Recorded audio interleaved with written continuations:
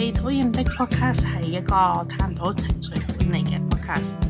喺呢一度，希望透過唔同嘅議題去幫助大家將一啲唔同嘅理論融入生活，令大家喺呢個高壓嘅社會上面，即使遇到唔開心，依然能夠開開心心去過每一日。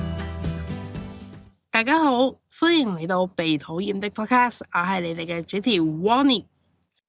今日好想同大家咧去分享下呢個職場上面咧點樣去做一個課題分離。一個實際嘅例子咧就係咧，我老細咧會話我係一個得過且過嘅人。咁當我聽到呢句說話嘅時候咧，咁啊開心啊緊噶啦，老實講。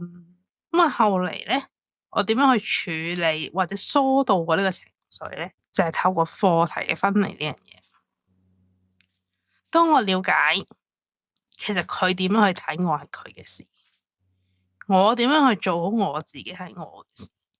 我唔係咧，意思係我唔使理人哋點樣睇，而係當我聽完佢呢個說話嘅時候，我係審視一下自己，有冇呢個問題。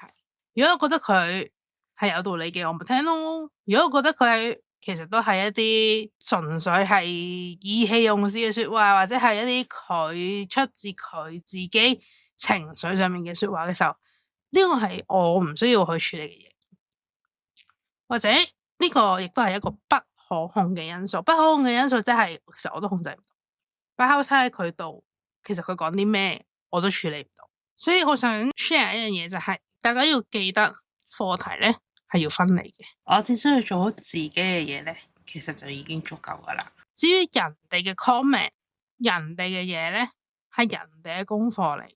佢點樣去睇你，佢點樣 judge 你，老細點樣去寫你份 appraisal 都係佢嘅功課嚟嘅，你都左右唔到。雖然關你事，但係左右唔到嘅。咁當呢啲都唔係你處理到嘅問題嘅時候，何必要將佢剔落去自己嘅身上呢？所以我哋要做好嘅就係處理好我哋嘅課題，做好自己。呢個就係講緊點樣去做一個課題分離。當你去成功去做到，慢慢去做到一個課題嘅分離嘅時候，我好相信自自然然你嘅情緒係會穩定嘅，你唔會再俾外界嘅一啲聲音嘅一啲意見好容易去影響，因為佢已經影響唔到你啦。咁啱啱提及呢一個咧，其實就係一個好簡單嘅一個例子啦，點樣去做到課題分離，亦都正正就係發生喺我嘅身上嘅。咁樣日後大家想聽多啲唔同嘅例子咧，都可以同我講。咁等我咧再 share 多啲唔同嘅例子啦。